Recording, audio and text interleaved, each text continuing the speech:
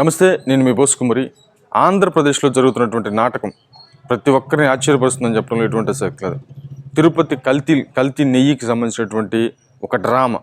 వాళ్ళు వీళ్ళ మీద తోసుకొని, వీళ్ళు వాళ్ళ మీద తోసుకొని, మేము కరెక్ట్ అని వాళ్ళు కరెక్ట్ అని రాజకీయం చేసేటువంటి ఈ దౌర్భాగ్యకరమైనటువంటి పరిస్థితుల్లో అసలు ఒక సామాన్యుడు అడుగుతున్నటువంటి ఒకటే క్వశ్చన్ ఏంటంటే, 5 సంవత్సరాల పాటు జగన్మోహన్ రెడ్డి గారు 5 సంవత్సరాల పాటు పరిపాలించే 5 సంవత్సరాల పాటు తిరుపతి నెయ్యిలో, లడ్డూలో కల్తీ జరిగిందా జరగలేదా? ఇది సింపుల్ అండ్ సింపుల్ క్వశ్చన్. జరిగింది, ఖచ్చితంగా జరిగింది. ఇప్పుడు కోర్టు ఆధ్వర్యంలో, సుప్రీంకోర్టు ఆధ్వర్యంలో వేసినటువంటి సిబిఐ సిట్ తేల్చింది ఏంటంటే అది నెయ్యే కాదు, కెమికల్ కలిపినటువంటి నెయ్యి అని చెప్పేసి వాళ్ళు ఛార్జ్షీట్లో పేర్కొన్నారు, ఫైనల్ ఛార్జ్షీట్లో పేర్కొన్నారు.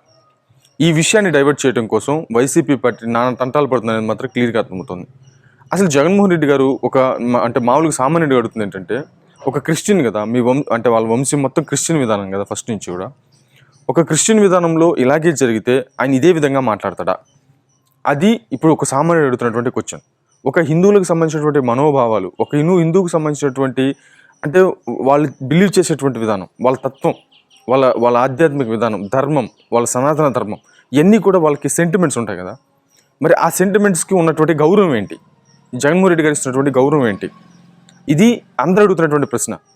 అసలు నెయ్యే కాదది, కల్తీ, ఒక కెమికల్ అనేటువంటి విధానంగా చెప్తున్నారు కదా, ఆల్రెడీ ఇచ్చారు కదా. దాన్ని మాట్లాడకుండా చంద్రబాబు నాయుడు గారు ఏదన్నారు, పవన్ కళ్యాణ్ గారు ఇదన్నారు, రకరకాలు మాట్లాడతారు. ఇప్పుడు చంద్రబాబు నాయుడు గారు, పవన్ కళ్యాణ్ గారు మాట్లాడారంటే నిరాధారంగా ఏం మాట్లాడలేదు కదా. వాళ్ళు ఎన్డీడీబీ రిపోర్ట్ బేస్ చేసుకొని మాట్లాడారు, టెస్ట్ చేయించారు. 2022లోనే టెస్ట్కి వెళ్ళింది అది. అక్కడ కల్తీ నెయ్యి అని తెలిసి కూడా దాన్ని కంటిన్యూ చేసినటువంటి. ఇప్పుడు అంటారు అధికారంలోకి వచ్చారు, కంటెంట్ అంటే మామూలుగా లోడ్లు వచ్చింది అంటే దాన్ని ఏమంటారు, లారీ వచ్చింది, నెయ్యి లారీ వచ్చింది, దాన్ని వెనక్కి పంపించేసి మళ్ళీ తీసుకొచ్చి మళ్ళీ కలిపారు, ఎందుకు ఈ రాద్ధాంతం చేయడానికని సొల్లు చెప్తుంటారు కొంతమంది. మళ్ళీ 2022లోనే సుబ్బారెడ్డి గారికి తెలుసు కదా ఆ విషయం. దాన్ని మైసూర్ టెస్ట్కి పంపించారు కదా. టెస్ట్కి పంపిస్తే అది కల్తీ అని తెలిసింది కదా, మరి ఎందుకు కంటిన్యూ చేశారు? ఇవన్నీ అనవసరమైనటువంటి విషయాలు. మీరు క్రిస్టియన్ అంటే జగన్మోహన్ రెడ్డి గారు క్రిస్టియన్, అవునా కాదా? మరి హిందువుల మనోభావాలు పట్టించుకోవాలా లేదా?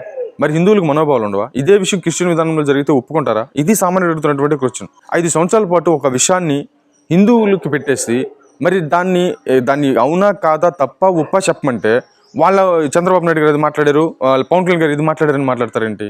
ఇది ఏ రకమైనటువంటి రాజకీయం? అసలు తప్పు జరిగిందా లేదా? జరిగిందని తెలుస్తుంది కదా. మరి తప్పు జరిగినప్పుడు వేరే వాళ్ళని తోసేయకుండా మీరేం మాట్లాడతారు? మీ బాధ్యత ఏంటి? ఇది అందరూ అడుగుతున్నటువంటి, సామాన్యుడు అడుగుతున్నటువంటి ప్రశ్న. మరి మీరేమంటారు?